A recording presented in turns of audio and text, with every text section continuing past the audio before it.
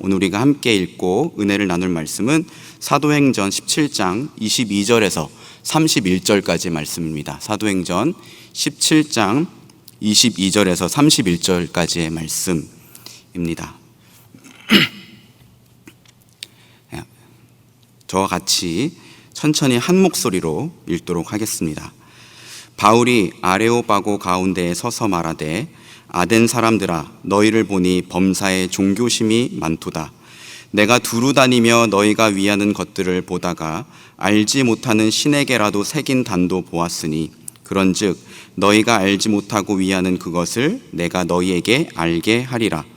우주와 그 가운데에 있는 만물을 지으신 하나님께서는 천지의 주제시니 손으로 지은 전에 계시지 아니하시고 또 무엇이 부족한 것처럼 사람의 손으로 섬김을 받으시는 것이 아니니 이는 만민에게 생명과 호흡과 만물을 친히 주시는 이심이라.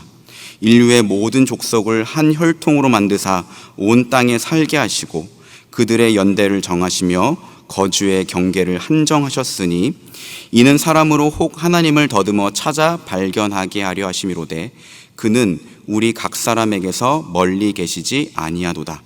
우리가 그를 힘입어 살며 기동하며 존재하느니라. 너희 시인 중에 어떤 사람들의 말과 같이 우리가 그의 소생이라 하니 이와 같이 하나님의 소생이 되었은즉 하나님을 금이나 은이나 돌에다 사람의 기술과 고안으로 새긴 것들과 같이 여길 것이 아니니라. 알지 못하던 시대에는 하나님이 간과하셨거니와 이제는 어디든지 사람에게 다 명하사 회개하라 하셨으니 이는 정하신 사람으로 하여금 천하를 공의로 심판할 날을 작정하시고 이에 그를 죽은 자 가운데서 다시 살리신 것으로 모든 사람에게 믿을 만한 증거를 주셨음이니라 하니라. 아멘. 지난 금요일 한국에 잠시 들어와 계시는 선교사님 한 분과 교제를 나눌 기회가 있었습니다. 이 선교사님께로부터 선교지의 상황, 그리고 하나님의 부르심, 그리고 선배 목회자로서의 조언을 들을 수 있어서 참 감사한 시간이었습니다. 그런데 특별히 기억에 남는 것은 이 선교사님께서 선교지보다 우리나라를 더 걱정하고 계셨다는 겁니다. 이 선교사님이 계신 곳은 교회가 문을 열기만 하면 무엇 하나라도 더 배우고 얻어가려고 아이들이 막 몰려온다고 합니다.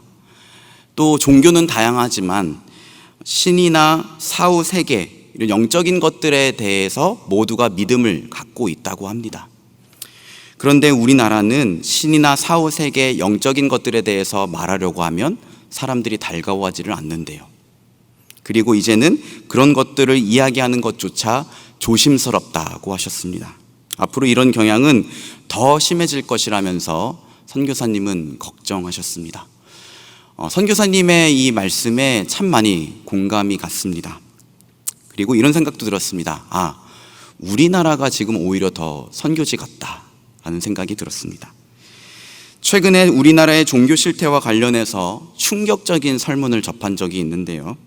2021년 한국갤럽에서 조사한 결과에 의하면 대한민국 국민 중에 종교가 없다라고 대답한 사람이 무려 60%를 넘었습니다. 연령대로 보면 40대는 68%, 30대는 70%, 20대는 78%가 자신이 무종교인이라고 대답했대요. 연령이 낮아질수록 종교가 없다고 대답하는 비율이 더 높아지고 있는 겁니다. 여러분 충격적이지 않습니까? 여러분이 친구 4명을 만나면 그 중에 여러분 혼자서 종교를 갖고 있는 거예요. 종교가 없다고 대답한 사람들에게 그 이유를 물었습니다. 대답이 너무 의외였어요. 저는 종교인들에 대한 불신과 실망이 가장 큰 이유일 거라고 생각을 했는데요. 그건 아니에요. 그건 20%대로 몇 년 전과 크게 큰 차이가 없습니다. 종교를 갖지 않는 이유 압도적 1위는 그냥 종교에 관심이 없다였어요. 50%가 넘습니다. 여러분 이 설문이 의미하는 바가 무엇입니까? 대한민국 사회가 지금 탈종교화하고 있다는 거예요. 예전에는 교회가 왜 그러냐, 신은 있는 것 같은데 교회 다니는 사람들 싫어서 난 안 믿을란다, 이런 정도의 수준이었다면 이제는 그냥 종교 갖는 것 자체가 이상한 시대가 된 겁니다. 여러분의 친구들은 여러분이 주일에 교회에 나가고 심지어 아침 일찍 나가서 집에 늦게 들어오는 것을 이상하게 생각합니다. 그들은 여러분이 굉장히 재미없게 살고 남들이 다 하는 것을 안 된다고 말하는 고리타분한 사람이라고 생각해요. 크리스천 청년들은 점점 더 외로운 섬에 고립되어서 신앙생활을 하게 될 것입니다. 아마도 믿음을 지키는 게 더 어려워질 것이 분명합니다. 그런데 저는 저는 이런 상황을 그렇게 비관적으로만 보지는 않습니다. 왜냐하면 사람들이 아무리 하나님이 없다고 말하고 아무리 난 종교에 관심이 없다고 말해도 하나님이 사람을 지으신 사실에는 변함이 없기 때문입니다. 하나님이 사람을 창조하실 때 하나님을 알고 하나님을 찾고 하나님을 의지할 만한 것을 그 사람 안에 심어 놓으셨기 때문이에요. 로마서 1장 19절에서 20절 말씀입니다. 이는 하나님을 알 만한 것이 그들 속에 보임이라. 하나님께서 이를 그들에게 보이셨느니라. 창세로부터 그의 보이지 아니하는 것들 곧 그의 영원하신 능력과 신성이 그가 만드신 만물에 분명히 보여져 알려졌나니 그러므로 그들이 핑계하지 못할지니라. 여러분, 이런 거예요. 요즘 날씨가 엄청 덥잖아요. 그죠? 그런데 또 이상하게도 하늘은 너무 예쁩니다. 여러분, 그 하늘 보면서 어떤 생각하십니까? 날씨가 이렇게 좋은데 코로나 때문에 어디 여행도 제대로 못 가고 대부분은 이렇게 생각하실 거예요. 그런데 아주 가끔은 이런 생각하지 않습니까? 하나님 어떻게 이런 멋진 하늘을 만드실 수가 있지? 하나님 진짜 미적으로 감각이 뛰어나신 분 같다라는 생각을 하게 되잖아요. 바울이 말하는 게 이겁니다.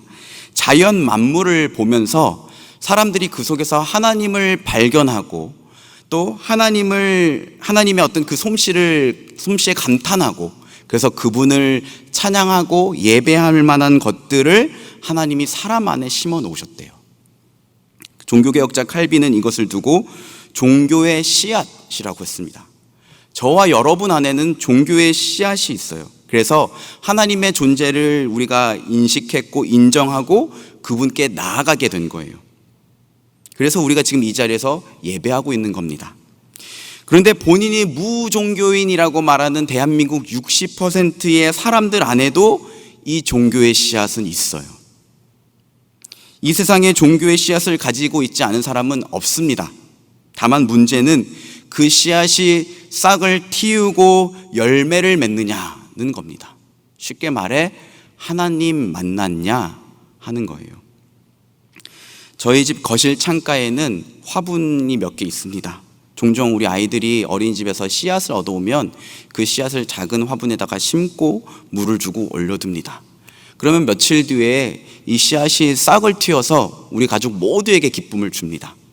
근데 또 어떨 때는 며칠을 기다려도 심지어 몇 주가 지나도 싹이 트지 않는 경우도 있더라고요. 그러면 어떻게 합니까? 그냥 얼마간 내버려 두다가 결국에는 흙과 함께 버리게 됩니다. 오늘 본문에는 하나님이 심어두신 그 종교의 씨앗 때문에 종교의 열심은 있었지만 하나님이 아닌 엉뚱한 것들을 잔뜩 섬기고 있었던 사람들이 나옵니다. 22절에서 23절 말씀입니다. 우리 같이 한번 읽어보겠습니다. 시작. 바울이 아레오바고 가운데에 서서 말하되 아덴 사람들아 너희를 보니 범사에 종교심이 많도다. 내가 두루다니며 너희가 위하는 것들을 보다가 알지 못하는 신에게라도 새긴 단도 보았으니 그런즉 너희가 알지 못하고 위하는 그것을 내가 너희에게 알게 하리라. 여러분, 오늘 본문의 배경은 바울이 2차 전도 여행 때 들렸던 아덴이라고 하는 도시에서 일어났던 일이에요. 아덴, 이 어감에서 알 수 있듯이 우리가 잘 아는 그리스의 아테네를 의미합니다. 근데 여러분, 그리스 하면 뭐가 떠오릅니까? 요거트, 포카리 스웨트, 뭐 이런 거 말고요. 여러분, 그리스와 관련된 영상을 보면 항상 신전이 나오잖아요. 그렇죠? 그리스 아테네에는 판테온이라는 신전이 있었는데요. 헬라어로 판은 모든을 뜻하는 말이에요. 그리고 테온은 우리가 아는 테오스를 말하는 건데, 테오스가 우리가 믿는 하나님을 의미하기도 하지만 영어 소문자로 god라고 해서 잡신들을 의미하기도 합니다. 그러니까 판테온이란 말은 세상의 모든 신들을 모아둔 신전이라는 거예요. 그만큼 아덴의 사람들은 종교에 열심히 있었습니다. 그래서 수많은 석상과 거대한 신전을 세웠고 그 앞에서 간절히 기도했다고 합니다. 그런데 바울은 이 아덴 사람들을 향하여 이렇게 평가합니다. 너희가 알지 못하고 위한다. 우리 현대인 성경에는 여러분은 알지 못하고 예배합니다 라고 되어 있어요. 무슨 말이냐면 너희가 종교에는 열심히 있지만 지식이 없어서 문제다라고 하고 있는 거예요. 여러분, 열심은 없고 이 지식만 있는 건 문제입니다. 그런데 제가 생각하기에 지식 없이 열심만 많은 건 더 큰 문제라고 생각합니다. 전자의 경우에는 좀 신앙이 건조하고 사변적이긴 해도 하나님을 잘 떠나지는 않아요. 그런데 지식 없이 열심만 있는 경우에는 두 가지로 흐를 수밖에 없습니다. 열심히 기도했지만 결과에 실망해서 하나님을 떠나거나 열심히 섬겼지만 사람들에게 상처받아서 교회를 떠나요. 여러분, 지식 있는 열심 그리고 열심 있는 지식이 필요합니다. 바울은 지식이 없이 종교적 열심만 갖고 있었던 이 아덴 사람들에게 복음의 지식, 복음의 진리를 전해줍니다. 그래서 오늘 본문을 나누면 24절에서 25절은 하나님에 대한 지식에 대해서 얘기하고 26절에서 29절에서는 사람에 대한 지식을 말합니다. 그리고 마지막 30절과 31절에서는 그들에게 회개와 믿음을 촉구합니다. 근데 저는 오늘 이 본문 말씀을 통해서 우리가 어떠한 존재인지 그리고 또 우리가 어떻게 하나님을 제대로 찾고 만나야 하는지를 좀 생각해 보려고 합니다.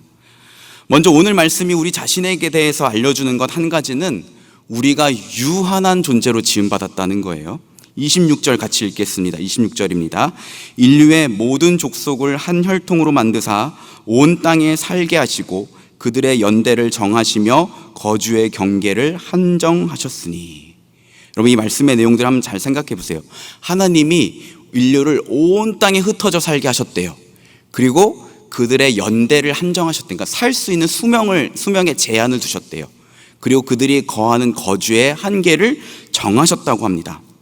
바울은 지금 성경에 나오는 두 가지 사건을 이야기하고 있는 거예요. 하나는 노아 때에 있었던 홍수 사건, 그리고 나머지 하나는 바벨탑 사건입니다.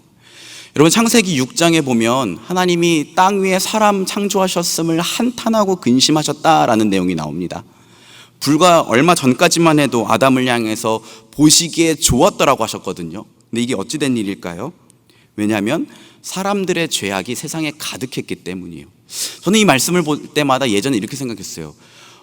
사람들이 악하면 오늘날이 더 악했을 텐데 왜 그렇게 하나님이 진노하셨던 걸까?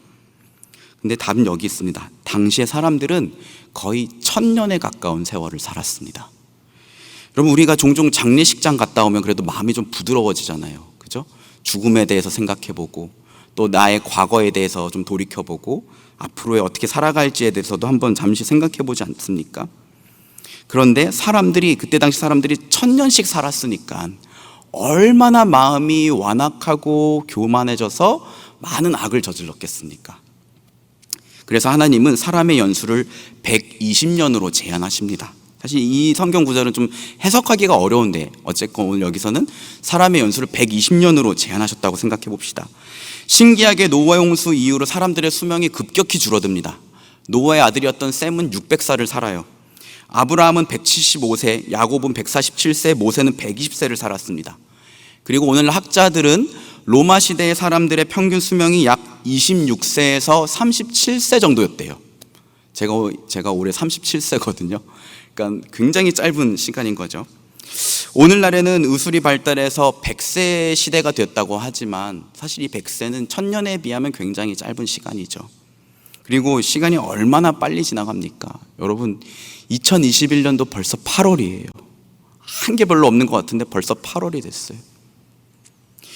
하나님은 또한 바벨탑 사건을 통해서 인류의 언어를 나누시고 그들을 온 지면에 흩어져 살게 하십니다. 왜 그러실까요? 사람들이 모였다 하면 세력을 얻어서 그것으로 자기의 것을 넓히고 쌓고 스스로를 높이려고 하기 때문이에요. 역사 속에 일어났던 모든 제국들이 이것을 반복했습니다. 그들은 막강한 군사력이나 경제력으로 다른 나라들의 경계를 넘어섭니다. 그리고 그들의 영역을 넓히고 그곳의 사람들을 착취하고 그곳에 있는 사람들의 것을 탈취해서 자기의 것으로 쌓아요. 그리고 맨 마지막에는 자기의 힘을 과시합니다. 다니엘서 4장 30절 말씀을 보면 남유다를 멸망시킨 바벨론의 느부갓네살 왕이 이렇게 말합니다. 나 왕이 말하여 이르되 이 큰 바벨론은 내가 능력과 권세로 건설하여 나의 도성으로 삼고 이것으로 내 위엄의 영광을 나타낸 것이 아니냐 하였더니, 넓히고 쌓고 최종적으로는 자기의 업적과 이름을 자랑하는 것, 이것이 바로 제국주의의 정신입니다. 우리 이웃나라는 아직도 이 제국주의의 야욕을 버리고 있지 못하고 있잖아요.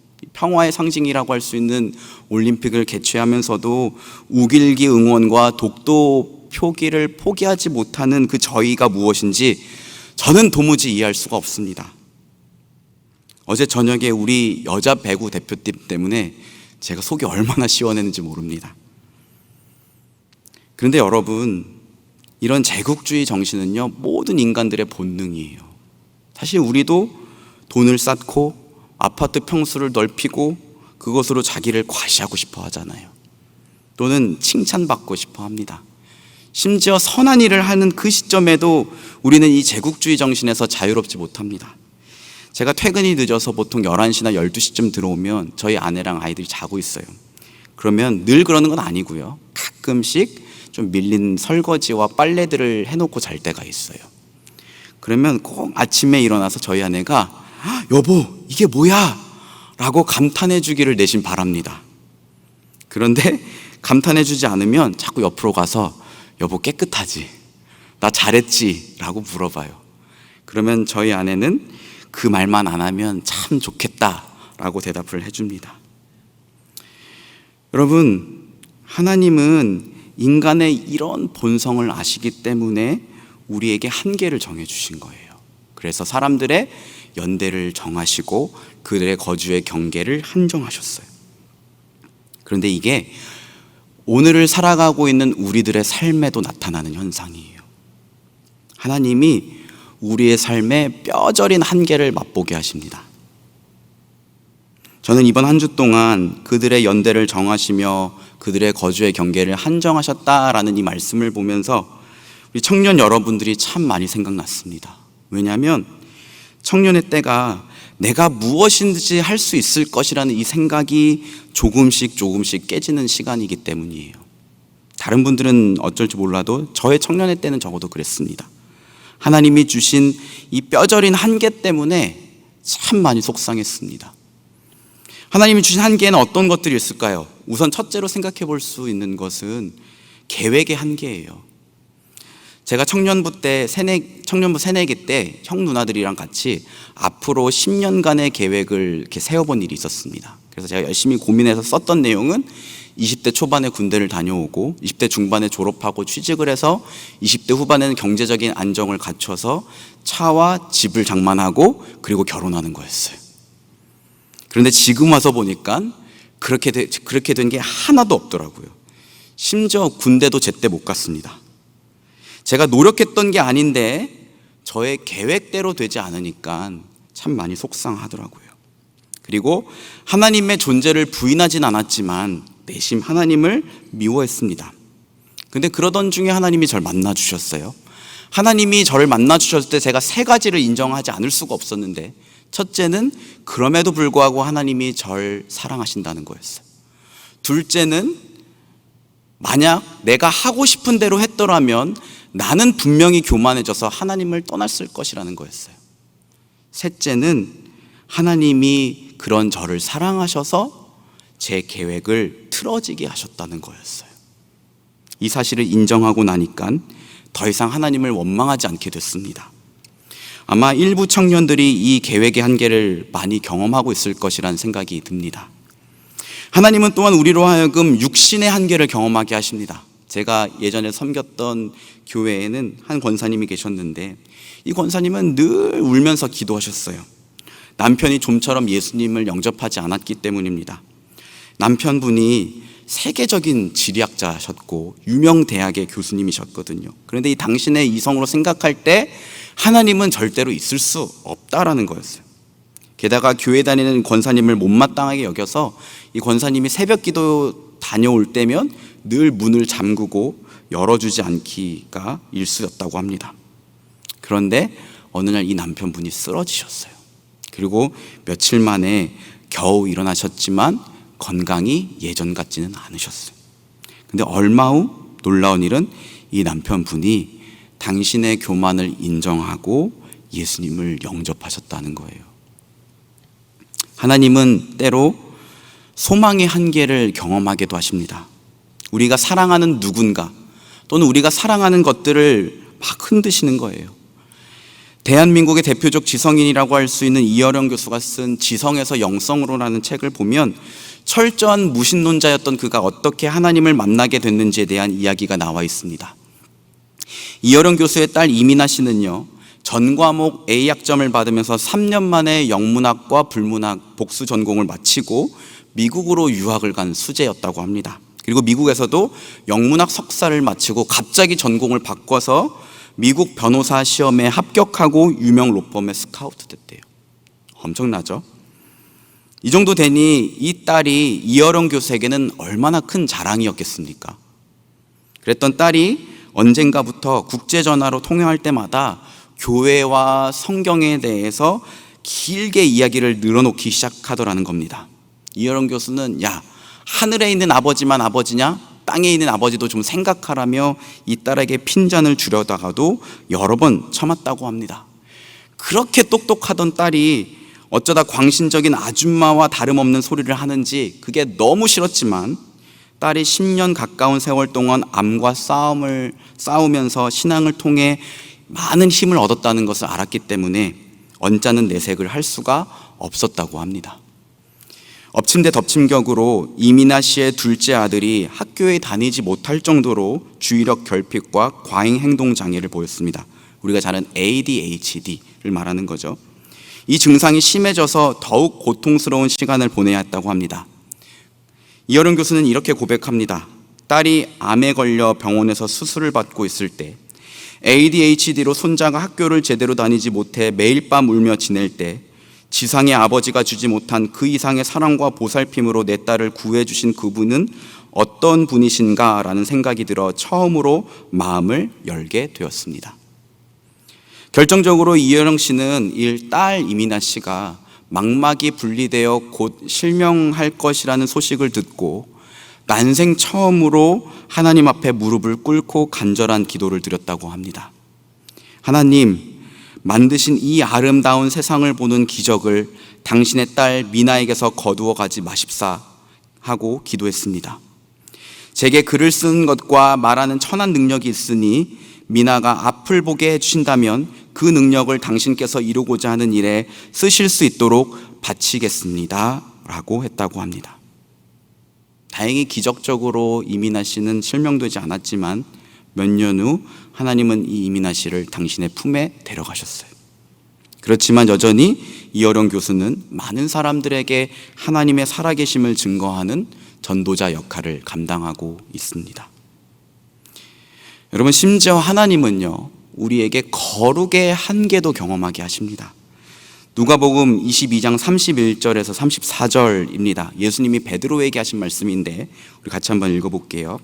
시몬아 시몬아, 보라, 사탄이 너희를 밀가부르듯 하려고 요구하였으나 그러나 내가 너를 위하여 내 믿음이 떨어지지 않기를 기도하였노니 너는 돌이킨 후에 내 형제를 굳게 하라. 그가 말하되 주여, 내가 주와 함께 오게도 죽는 데도 가기를 각오하였나이다.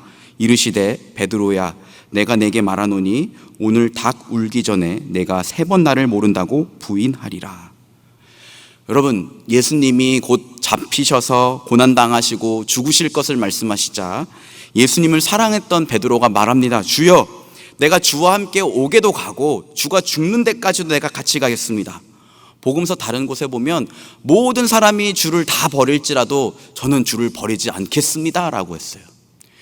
여러분, 예수님, 이 베드로의 마음이 얼마나 가상합니까? 그죠?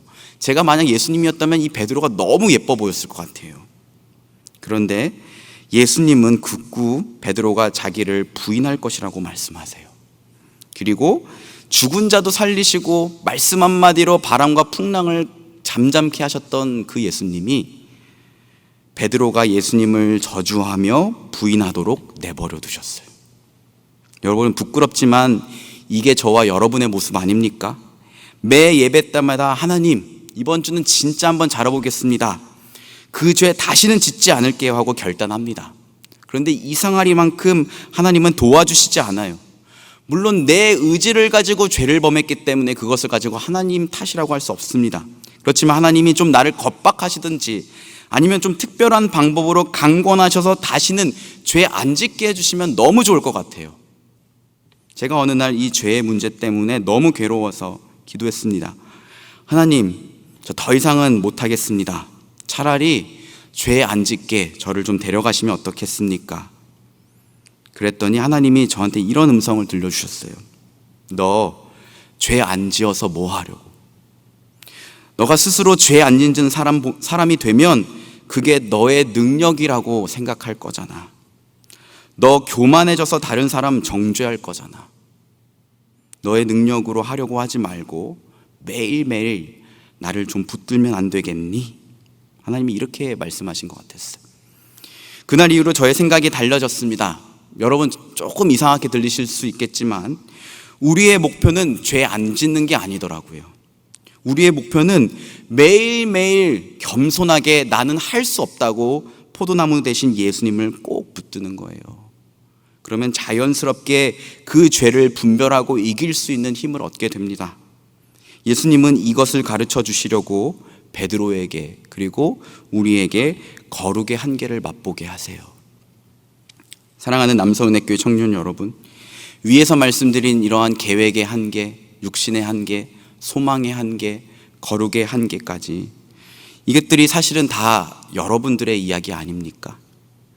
대학, 취직, 결혼, 이런 인생의 계획들이 여러분 마음대로 되시던가요?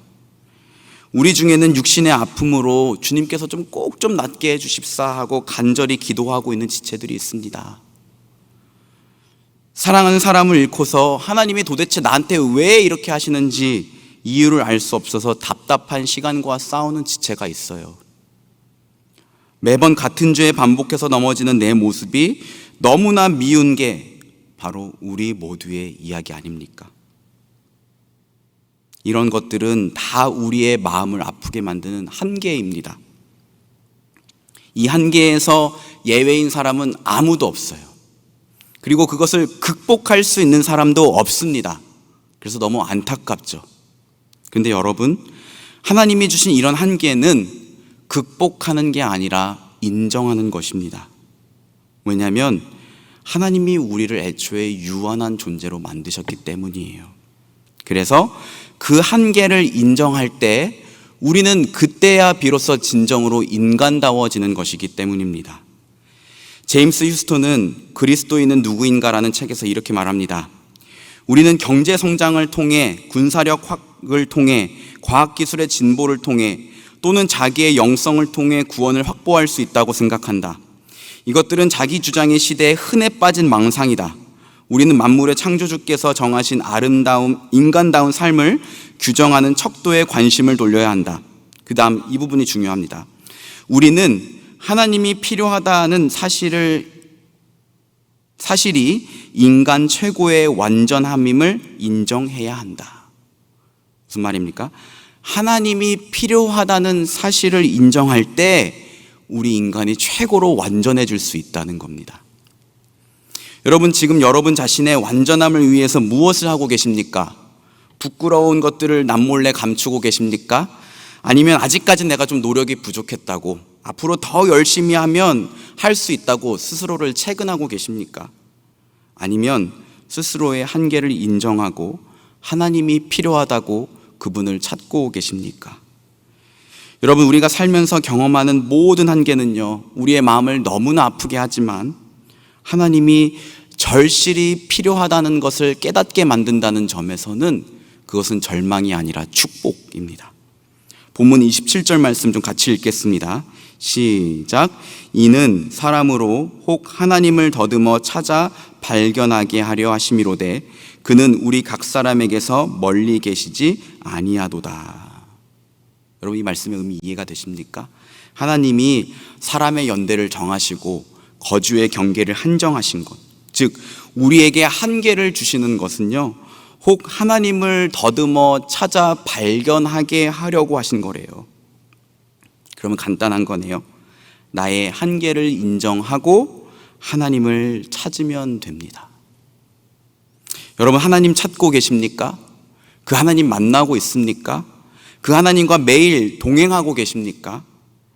우리는 매일의 삶에서 그 하나님을 찾고 만나고 동행해야 합니다.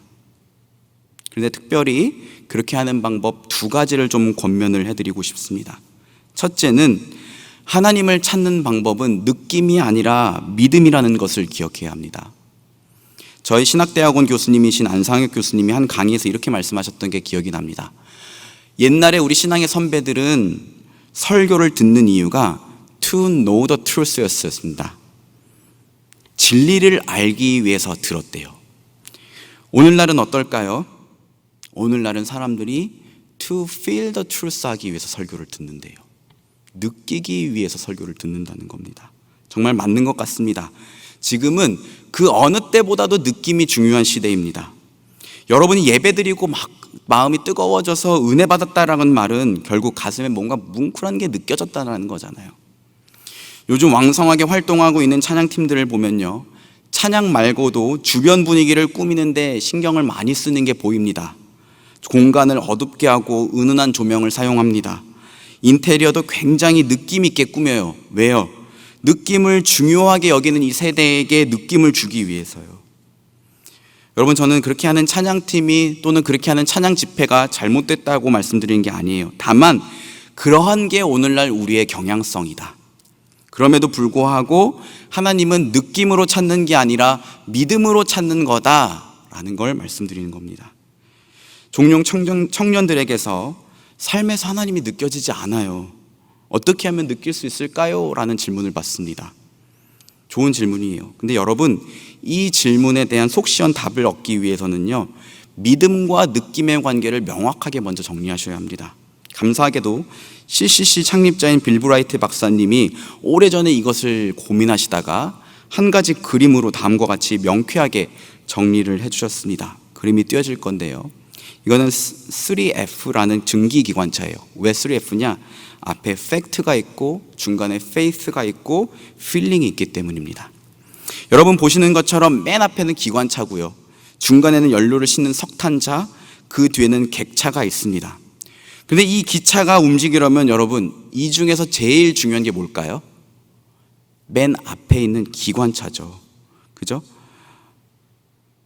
이 기관차가 없으면 엔진이 없기 때문에 앞으로 나아갈 수가 없습니다. 그런데 팩트, 예수님이 우리를 위해서 행하신 사실이 이 기관차에 해당하는 거예요. 나를 사랑하사 자기의 모든 것을 십자가 위에서 우리를 위해 내어주셨으며 지금도 살아계셔서 지금 우리와 함께 하신다는 이 사실이 팩트라고요. 그죠? 다음으로 기차가 달리는데 중요한 거는 석탄차입니다. 연료가 필요하기 때문이죠. 연료가 없으면 기차는 달릴 수가 없습니다. 그런데 믿음이 이 연료, 석탄차에 해당합니다. 예수님께서 우리를 위해서 이루신 이 사실을 우리가 믿음으로 받아들여야 그 사실이 우리에게 실제적인 의미로 다가오게 되는 거죠. 그리고 마지막이 객차예요. 그런데 느낌은 이 객차에 해당합니다. 객차는 앞에서 기관차와 석탄차가 끌어주면 자연스럽게 따라오게 돼 있어요. 이게 무슨 뜻입니까? 믿음이 먼저고 느낌은 그 다음이라는 겁니다. 여러분이 하나님께 믿음으로 반응할 때 여러분이 그러면 자연스럽게 하나님을 느낄 수 있게 된다는 거예요. 반대로 아무것도 하지 않으면서 하나님이 느껴지지 않는다고 그 하나님이 어디 있느냐고 이렇게 할 게 아닙니다. 먼저 하나님이 성경을 통해서 오늘 나에게 말씀하신다는 것을 믿어야 합니다. 그리고 오늘 하나님이 살아계셔서 나와 함께 하신다는 약속을 믿어야 합니다. 이 믿음으로 여러분 하루를 시작해 보세요. 그러면 여러분 삶의 순간순간마다 삶의 곳곳에서 하나님이 함께 하심을 경험하게 될 거예요. 아울리치가 이거 아닙니까? 우리가 아울리치 현장에 가면 하나님이 우리를 이곳으로 부르셨다고 믿어요. 그렇죠? 그리고 우리에게 이곳에 복음을 전하라고 하셨다고 믿습니다. 그죠? 그리고 나갈 때 우리 스스로의 힘과 우리 스스로의 경험으로 하는 게 아니라 하나님이 우리와 함께 하셔서 우리를 인도해 주실 것이라고 믿어요. 그러니까 아울리치에서 놀라운 일들을 경험하게 되잖아요. 그죠? 우리가 복음을 전할 때 전혀 예수를 믿지 않을 것 같은 외국인이 막 들어와서 진지하게 듣습니다. 그리고 믿음으로 반응하는 걸 보게 돼요. 절대로 자기는 매트리스 아니면 못 잔다고 한 사람이 제일 먼저 자고 제일 늦게 일어나는 기적을 경험하게 돼요. 그리고 절대 안 먹던 음식을 아울리치 현장에서는 먹게 돼요. 이런 게 어떻게 보면 믿음으로 먼저 반응했을 때에 경험할 수 있는 느낌 또는 체험들 아니겠습니까? 31절 말씀입니다. 같이 읽겠습니다. 이는 정하신 사람으로 하여금 천하를 공의로 심판할 날을 작정하시고 이에 그를 죽은 자 가운데서 다시 살리신 것으로 모든 사람에게 믿을 만한 증거를 주셨음이니라 하니라. 여러분 보세요. 앞부분. 이는 정하신 사람으로 하여금 천하를 공의로 심판할 날을 작정하시고 이에 그를 죽은 자 가운데서 다시 살리신 것으로, 이것은 사실, 팩트입니다. 하나님이 예수 그리스도를 우리를 위해서 십자가에 내어주셨고 그를 죽은 자들 가운데서 다시 살리셨어요. 사실이에요. 그리고 이어서 뭐라고 말합니까? 믿을 만한 증거를 주셨으니, 이게 결국 뭡니까? 믿으라는 거잖아요. 여러분, 바울은 지금 여호와 하나님에 대해서는 태어나선 단 한 번도 듣지 못했던 헬라인들에게 하나님을 믿음으로 찾으라고 촉구하고 있는 거예요. 하물며 우리는 어때야겠습니까? 가만히 느껴지지 않아요. 이게 아니라 믿음으로 그분 앞에 나아가야 됩니다. 하나님께 나아가는 자는 반드시 그가 계신 것과 그가 자기를 찾는 자들에게 상 주신 이심을 믿어야 할지니라. 아멘. 이 믿음을 가지십시오. 믿음으로 하나님을 찾고 만나고 동행하시길 바랍니다. 하나님을 찾는 방법 두 번째는 그분과의 친밀함을 확신하는 겁니다. 27절 말씀 같이 한번 읽어보겠습니다. 이는 사람으로 혹 하나님을 더듬어 찾아 발견하게 하려고 하심이로되 그는 우리 각 사람에게서 멀리 계시지 아니하도다. 여러분, 바울이 왜 여기에서 하나님이 우리 각 사람으로부터 멀리 계시지 않는다라는 말을 했던 걸까요? 왜냐하면 헬라인이 신을 그렇게 믿었기 때문이에요. 헬라인은 이 우주를 만든 신이 있다고 믿었어요. 그런데 그 신은 일종의 에너지 또는 우주의 정신, 소위 우리가 얘기하는 어떤 우주의 기운, 이런 것들이라고 생각했어요. 이런 것들은 분명히 존재하긴 하지만 우리와 더불어 인격과 인격으로 소통할 수 있는 신은 아니었던 거죠. 그러니까 그들은 신을 멀게 느껴지게 생각했습니다. 그럼 우리가 믿는 하나님은 어떤 분이십니까? 28절 말씀에 보면 바울은 우리가 그의 소생이다 라고 말해요. 여러분, 소생이 잘 안 쓰는 단어라서 와닿지 않는데, 소생은 쉽게 말하면 영어로 offspring, 자녀, 자손이에요. 그러니까 하나님은 우리의 아버지가 되시고 우리는 그분의 자녀가 된다. 이게 우리 신앙의 핵심입니다. 종종 기도가 어렵다고 어떻게 해야 되는지 좀 팁을 달라고 하는 지체들이 있어요. 그러면서 이렇게 말해요. 기도하려고 하면 앞이 캄캄해요. 기도를 시작했는데 몇 마디 안 해서 별로 할 말이 없어요. 그리고 습관이 잘 안 길러져요. 제가 여러분들에게 팁을 드릴게요. 마태복음 7장 11절 말씀입니다. 예수님의 말씀인데요. 우리 같이 한번 읽어봅시다. 시작. 너희가 악한 자라도 좋은 것으로 자식에게 줄 알거든 하물며 하늘에 계신 너희 아버지께서 구하는 자에게 좋은 것으로 주시지 않겠느냐. 여러분, 제가 성경을 보면서 최근에 좀 그냥 특별하게 더 느낌으로 다가왔던 건데, 뭐냐면 예수님이 가르쳐 주신 이 기도의 특징은 우리의 기도를 들으시는 분이 아버지라고 예수님이 가르쳐 주시고 부른다는 거예요. 예수님은요, 이상하리만큼 이 기도에 대해서 말씀하실 때만큼은 하나님이라고 말씀하시지 않으세요. 아버지라고 말씀하십니다.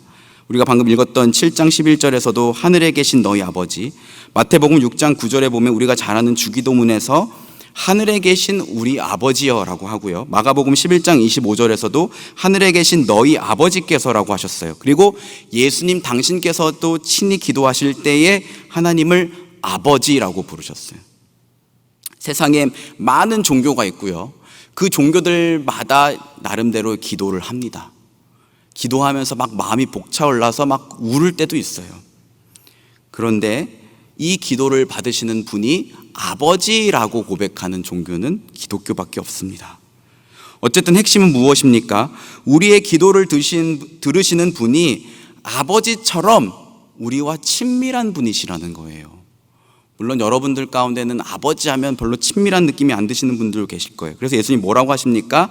하늘 아버지라고 하는 거예요. 하늘 아버지.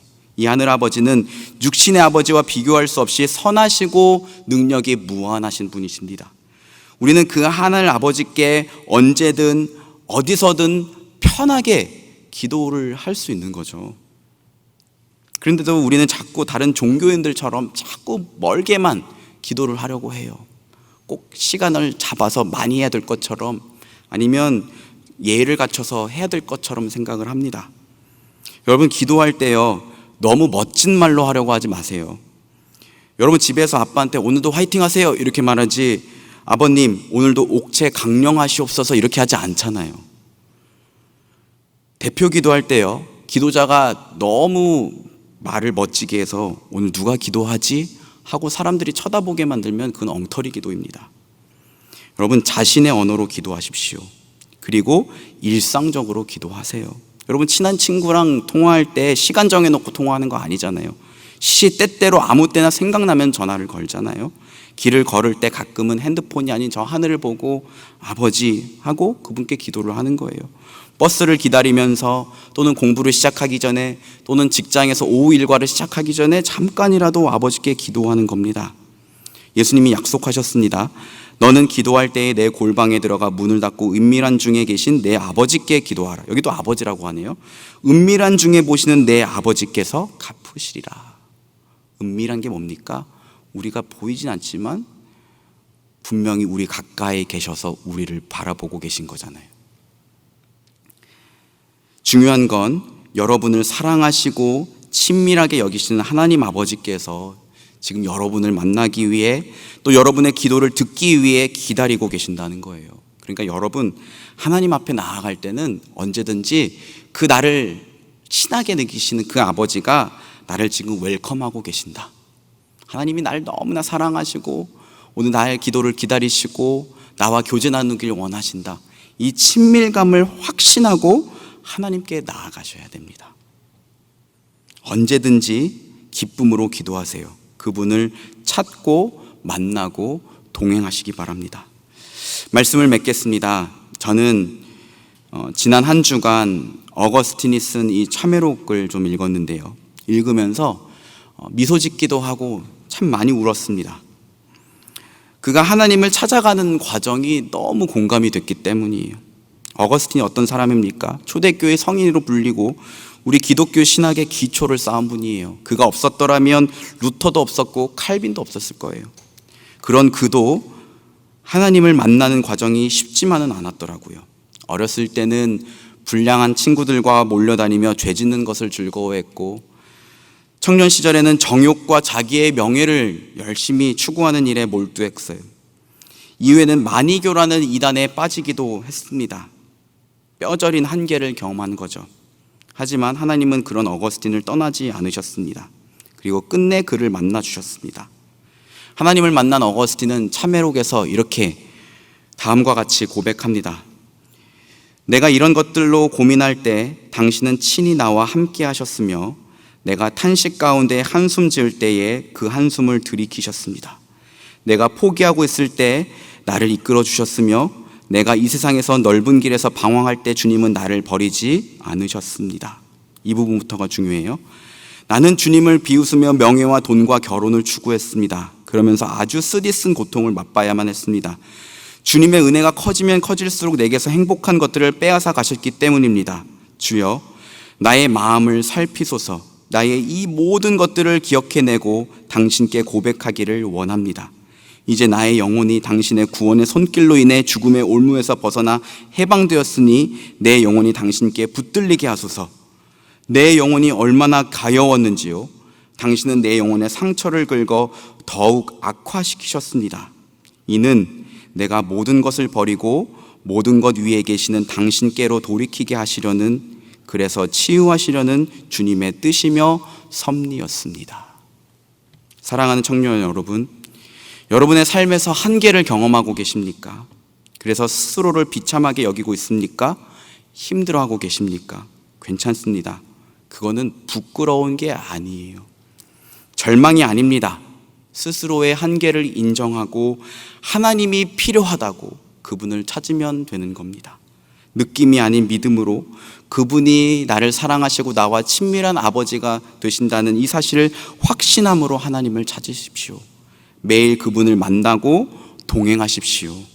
하나님을 만남으로 인해 여러분의 슬픔은 기쁨의 찬양이 될 것이고 여러분의 눈물은 감사의 고백이 될 것입니다. 우리 다 같이 찬양하고 기도하겠습니다.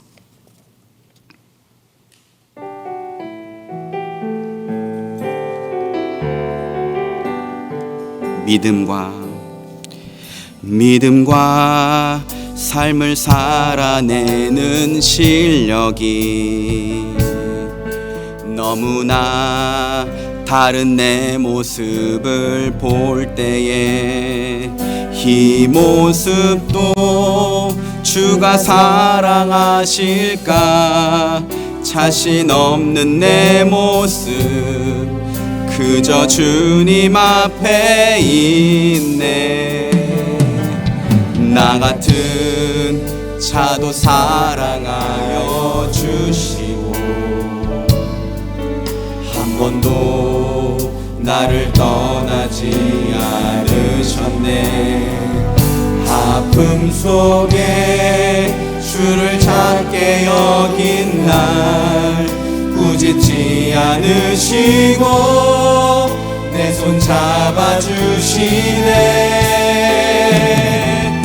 오직 주님 안에 두려움 없네. 고난을 통해 날 만드시는 믿네. 주님만이 내 모든 것 되시네. 주의 강한 손 날 붙드시네. 오직 주님 안에 소망인데 내 삶을 통해 영광 받으신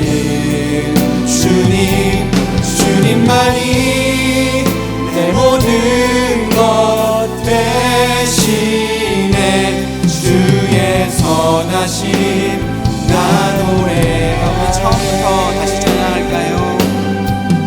믿음과 삶을 살아내는 실력이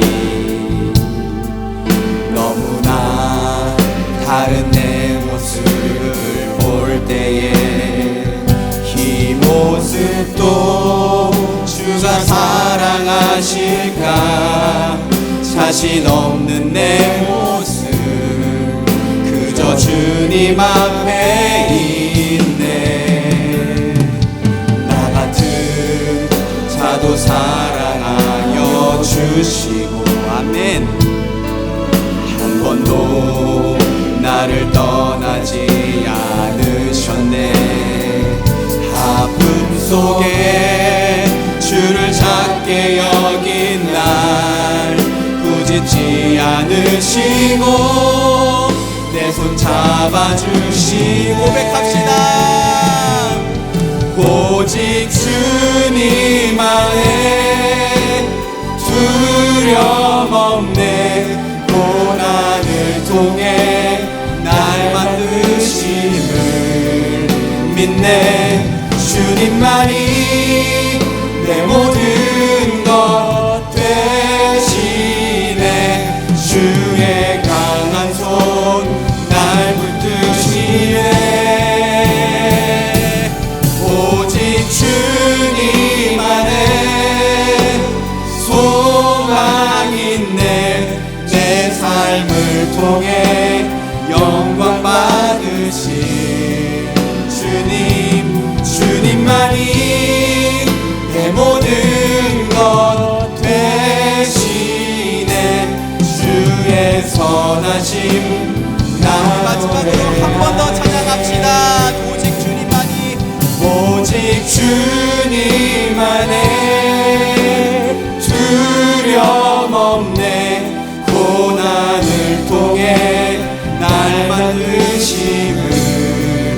있네. 주님만이 내 모든 것 되시네. 주의 강한 손 날 붙드시네. 오직 주님 안에 소망 있네. 내 삶을 통해 영광 받으신 주님만이 내 모든 것 되시네. 주의 선하심 나 노래하. 주의 선하심, 주의 선하심 나 노래하. 고백합시다. 주의 선하심, 주의 선하심 나 노래하네. 여러분, 우리 방금 올려드렸던 이 찬양의 가사가 바로 저와 여러분의 이야기고 우리의 믿음의 고백이고 훗날 우리의 감사의 찬양이 될 거라고 믿습니다. 여러분, 이 찬양의 가사를 한번 묵상해 보십시오. 주님 안에 두려움 없고 고난을 통해 날 만드신다고 합니다. 그리고 주님만이 내 모든 것 되신다라고 우리가 고백하게 될 것입니다. 오직 주님 안에 소망이 있다고 우리가 말하게 될 것이고, 주님이 우리의 삶을 통해서 영광 받으시고 우리의 모든 것 되시고 그분은 선하십니다라고 감사의 고백을 올려드리게 될 것입니다. 여러분, 이 사실을 믿으십니까? 우리 믿음으로 같이 이렇게 한번 기도합시다. 하나님, 우리가 삶에서 경험하고 있는 우리의 힘으로 아무리 애써 보아도 해결되지 않는 삶의 많은 한계들이 있습니다. 주님, 그 한계들을 극복하려고 노력해봤고 또 그 한계들을 때론 너무나 부끄러워서 숨기려고까지 했습니다. 그런데 하나님, 오늘 말씀을 통해서 보니 그 한계를 극복하는 게 아니라 그 한계를 인정하고 하나님이 우리에게 필요하다, 하나님이 없으면 나는 살 수 없다고 우리가 고백하게 될 때 그것이 우리의 진정한 완전함이라는 사실을 알게 해주셔서 감사합니다. 이 입술의 고백이 날마다 우리의 삶 가운데에서 있기를 원합니다. 삶의 어려운 상황 가운데에서도 하나님을 만날 수 있는 은혜를 더하여 주시옵소서. 하나님, 그 어거스틴이 삶에서 여러 번 방황하는 동안에도 하나님 절대로 그를 떠나지 않으시고 그를 붙드셨던 것처럼 사랑하는 우리 청년들을 당신의 은혜로 붙들어 주시옵소서. 그리고 우리가 찬양한 것처럼 오직 주님만이 우리의 모든 것 되신다고, 주님이 나의 소망이시라고 고백할 수 있는 우리들 되기를 원합니다. 우리 이런 기도의 제목을 가지고 함께 기도하며 나가겠습니다. 기도하겠습니다. 사랑하는 주님, 오늘 말씀을 통해서 우리를 깨우쳐 주시니 너무나도 감사드립니다. 하나님, 우리가 살면서 여러 가지 참 많은 한계들을 보게 됩니다. 아버지, 내가 세운 계획들이 무너지고, 때로는 하나님 내가 사랑하는 것들을 잃어버리며, 때로는 하나님 나의 삶에서 내가 거룩하게 살기로 하고 결단을 하고, 또 내 육신의 그 연약함을 볼 때마다 하나님 그 쓰디쓴 한계로 인해 우리는 아파하고 괴로워할 때가 얼마나 많은지요. 하나님, 그러나 오늘 말씀을 통해서 보니 그것이 우리의 삶에 절망을 주신 것이 아니라 오히려 하나님을 더듬어 찾게 하시고 하나님을 발견하게 하시고 하나님을 필요하다고 고백하게 만드는, 하나님이 우리의 모든 것 되신다고 고백하게 만드는 삶의 축복이라는 것을 다시 한번 깨닫게 됩니다. 하나님 아버지, 사랑하는 우리 청년들 그 한계를 경험하고 있습니다. 남들 앞에 부끄러워서 때로는 숨기기도 하고, 때로는 내가 더 노력해서 이것을 극복하고 싶다고 말하기도 하지만, 하나님 그럴 때마다 우리가 좌절을 결방하게 됩니다. 하나님, 우리가 원하는 것은 그 한계를 극복하는 것이 아닙니다. 그 한계를 인정하고 하나님을 찾아 나서는 것입니다. 하나님을 만나는 것입니다. 하나님을 뜨겁게 만남으로 인해 그 모든 한계들이 기쁨의 감사와 찬양의 고백이 될 수 있도록 주님 축복하여 주시옵소서. 사랑하는 이 청년들을 하나님 그 어렵고 힘들고 괴로운 한계 가운데에서도 늘 만나주시고 이들을 사랑으로 인도하여 주시옵소서. 은혜로 붙들어 주시옵소서. 우리 한 번 더 기도합시다. 한계를 극복하는 것이 아니라 한계를 인정하고 하나님을 찾는 것이 우리의 답이라고 했습니다. 여러분, 지금 스스로 하나님을 찾고 계십니까? 물론 이미 여러분들은 다 예수 그리스도를 믿고 하나님을 나의 아버지라고 고백하면서 살아가는 믿음의 사람들이죠. 그럼에도 불구하고 여러분 스스로를 향해서 다시 한번 냉정하게 물어보시기 바랍니다. 여러분 하나님 찾고 있습니까? 하나님 만나고 있습니까? 그 하나님과 동행하고 계십니까? 날마다 삶 가운데에서 간절히 하나님을 찾는 저와 여러분들이 되기를 원합니다. 그 하나님을 만나서 그분의 뜨거운 사랑을 경험하고 그 사랑으로 인하여 믿음으로 기쁘게 살아가는 저와 여러분 되기를 원합니다. 삶의 순간순간마다 만나는 모든 사람들에게 그 하나님이 나의 아버지가 되시고 그 하나님이 나를 사랑하시고 내 삶을 인도하신다고 담대히 선포하고 고백하고 찬양하는 저와 여러분들이 되기를 원합니다. 느낌으로 찾는 것이 아니라 믿음으로 하나님을 더듬어 찾으십시오. 그리고 그 하나님을 만나시기 바랍니다.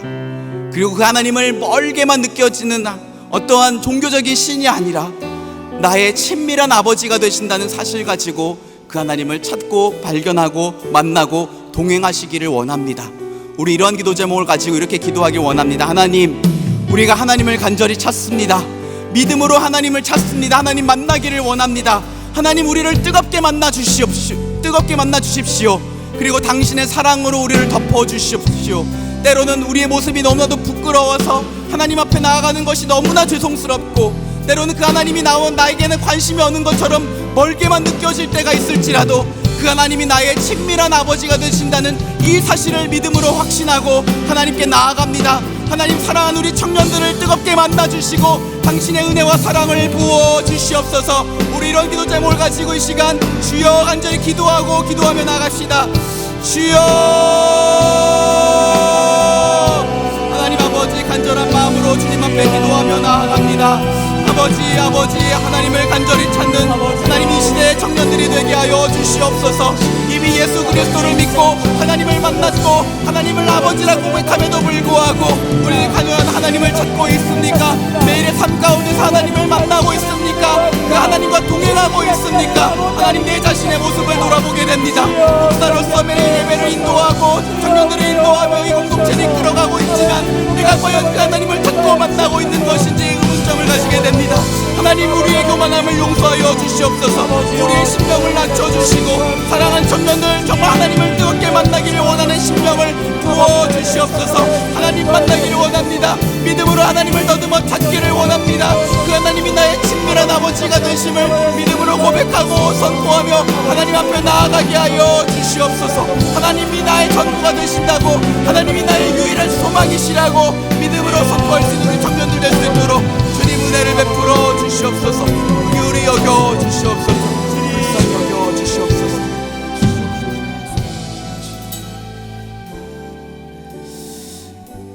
하나님 아버지, 오늘 말씀이 우리가 하나님을 힘입어 살며 움직이며 존재한다고 말합니다. 우리는 하나님 없이는 단 하루도 살 수 없는 연약한 인간들입니다. 그럼에도 불구하고 우리 마음에는 교만함이 있어서 하나님 없이 우리가 무언가를 성취하고 그 성취한 것을 자랑하려고만 합니다. 그리고 그 하나님 없어도 살 수 있다고 속으로 은밀하게 생각합니다. 주님, 우리의 이러한 교만을 용서하여 주시옵소서. 때로는 하나님, 우리를 한계 가운데 두셔서 그 한계 때문에 아파하고 슬퍼할 때가 많습니다. 이 시대를 살아가는 청년들이 참 많은 한계 때문에 아파하고 괴로워할 때가 있습니다. 그러나 오늘 말씀을 보니 그 한계는 그저 우리를 괴롭히시기 위함이 아니라 우리로 하여금 하나님을 더듬어 찾게 하고 하나님 당신을 만나게 하고 하나님이 필요하다고, 나는 하나님 없으면 살 수 없다고, 하나님이 우리의 유일한 소망이라고 고백하기 위한 하나님의 축복이라는 사실을 깨닫게 해주셔서 너무나 감사드립니다. 하나님, 혹 이런 한계로 인하여 괴로워하고 아파하고 있는 청년들이 있습니까? 그 자리에서 담대한 믿음으로 일어나게 하여 주시옵소서.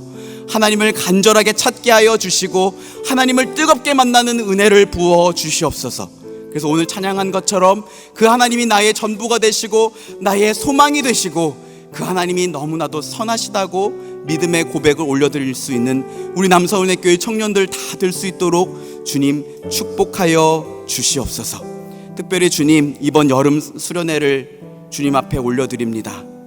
온라인으로 진행하는 수련회지만 하나님, 이 온라인은 시간과 공간과 모든 방법을 뛰어넘어 역사하시는 하나님께는 아무런 문제가 되지 않는 줄 믿습니다.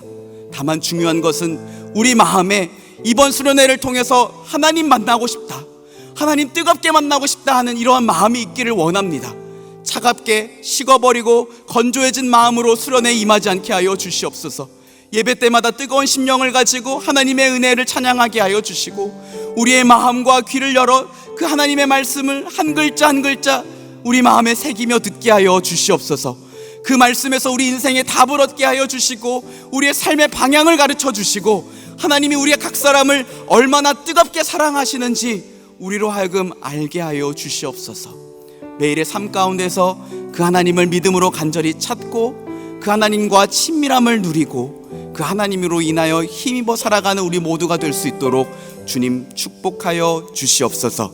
믿음으로 가진 예물을 주님 앞에 올려드립니다. 이 예물 기쁘게 받아주시고, 하나님 이 예물과 함께 우리의 믿음과 우리의 삶 전체를 올려드립니다. 이번 한 주가 하나님께 올려드리는 향기로운 제물이 되게 하여 주시옵소서. 하나님, 물질을 주님 앞에 드리오니 작은 물질이지만 하나님 기쁘게 받으시고, 하나님 나라 위하여, 주의 몸된 교회 위하여, 필요한 곳을 위하여 귀하게 사용하여 주시옵소서. 물질의 궁핍함으로 인하여 어려워하고 있는 지체들이 있다면 하나님 때를 따라 돕는 은혜로 그들의 필요한 것들을 공급하여 주시옵소서. 육신의 연약함으로 인해 아파하며 절망하고 있는 지체들이 있습니다. 낙심하지 않게 하여 주시옵소서. 하나님 살아계심을 믿고 하나님의 치유하심을 확신하며 믿음으로 간구하게 하여 주시고, 하나님 그 연약한 환부를 치료하여 주시옵소서. 마음의 우울증으로 인하여 괴로워하고 있는 지체들이 있습니까? 한 사람 한 사람 따뜻한 당신의 사랑으로 안아주시고 그 마음에 위로와 소망이 넘치게 하여 주시옵소서.